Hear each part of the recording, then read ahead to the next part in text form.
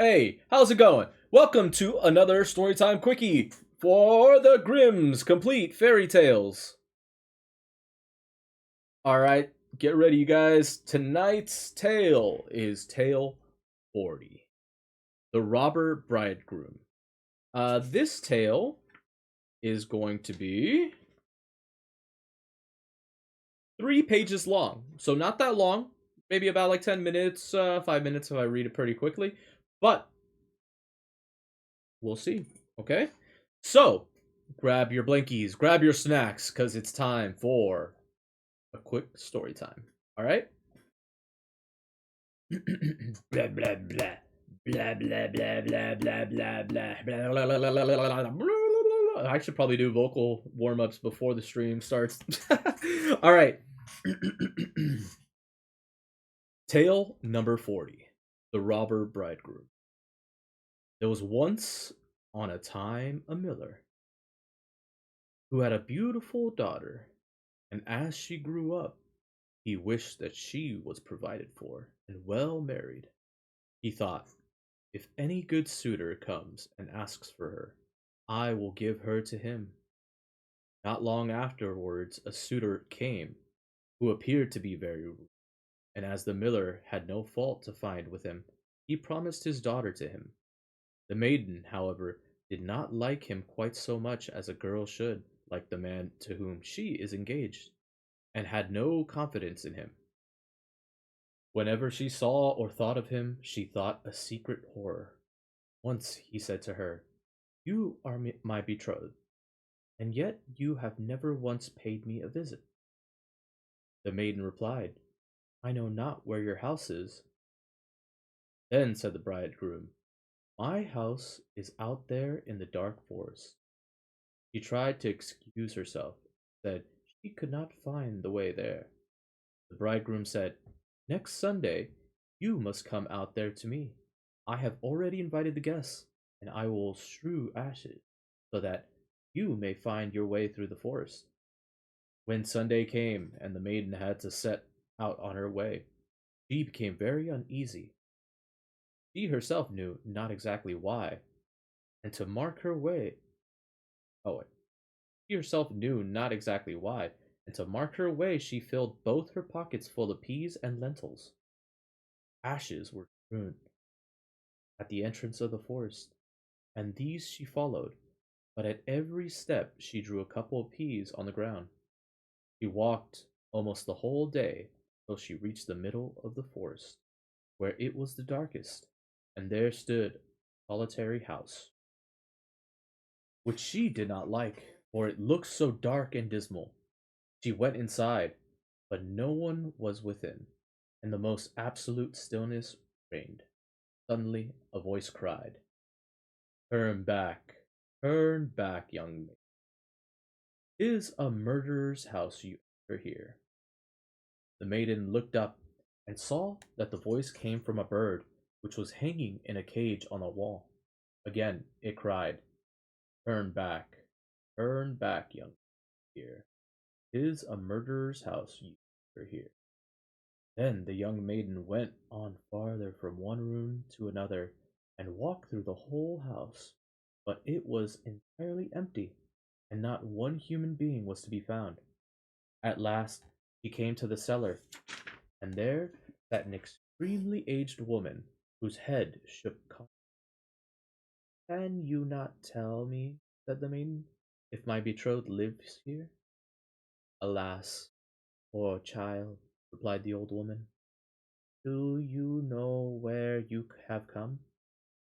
You are in a murderer's den. You think you are a bride soon to be married, but you will wed death at your wedding. Look, I have been forced to put a great kettle on there with water in it, and when they have you in their power, they will cut you to pieces without mercy, will cook you and eat you, and for they are eaters of human flesh. If I do not have compassion on you and save you, you are lost. Thereupon the old woman led her behind a great barrel where she could not be seen. Be as still as a mouse, said, said she. Do not make a sound or move, or all will be over for you. At night, when the robbers are asleep, we will escape. I have long awaited for an opportunity. Hardly was this done than the godless crew came home. They dragged with them another young girl. They were drunk, paid no heed to her screams and lamentations. They gave her wine to drink, 3 glasses full, 1 glass of white wine, 1 glass of red, and a glass of yellow. And with this her heart burst in two. Thereupon they tore off her delicate raiment, laid her on a table, cut her beautiful body to pieces, and strewn salt in it on it. The poor bride behind the cask trembled, shook, for she saw right well what fate the robbers had destined for her.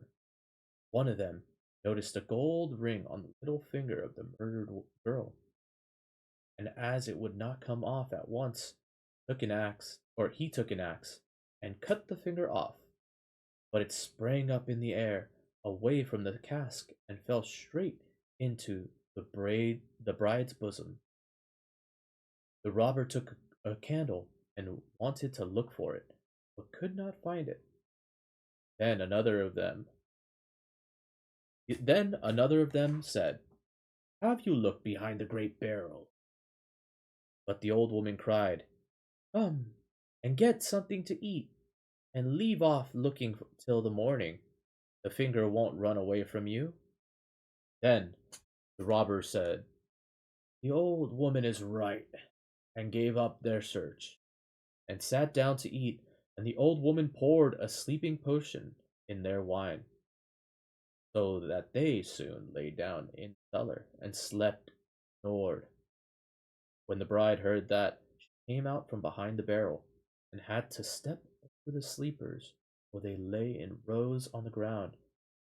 Great was her terror lest she should awaken one of them. But God helped her. She got safely over. The old woman went up with her, opened the doors, and they hurried out of the murderer's den with all the speed in their power. The wind had blown away the strewn, but the peas and lentils had sprouted and grown up, and showed them the way in the moonlight. They walked the whole night until in the morning they arrived at the mill, and then the maiden told her father everything exactly as it had happened. When the day came when the wedding was to be celebrated, the bridegroom appeared. The miller had invited all his relations, friends. As they sat at table, each was bidden to relate a story. The bride sat still and said nothing. Then said the bridegroom to the bride, "Come, my darling, do you know nothing? Relate something to us like the rest." She replied, "Then I will relate a dream. I was walking alone through the wood, and at last I came to a house in which no living soul was, but on the wall there was a bird in a cage which cried, 'Turn back, young maiden dear. 'Tis a murderer's house you enter here.' And this it cried once more, 'My darling, it was only a dream.' Then I went through all the rooms, and they were all empty, and there was something so horrible about them. At last I went down into the cellar, and there sat a very, very old woman, whose head shook. I asked her, 'Does my bridegroom live in this house?' She answered, 'Alas, poor child, you have got into a murderer's den. Your bridegroom does live here, but he will hew you in pieces and kill you, and then he will cook you and eat you. My darling, it was only a dream.' But the old woman hid me behind a great barrel. Scarcely was I hidden, when the robbers came home, dragging a maiden with them, to whom they gave 3 kinds of wine to drink, white, red, and yellow, with which her heart broke in two. My darling, it was only a dream."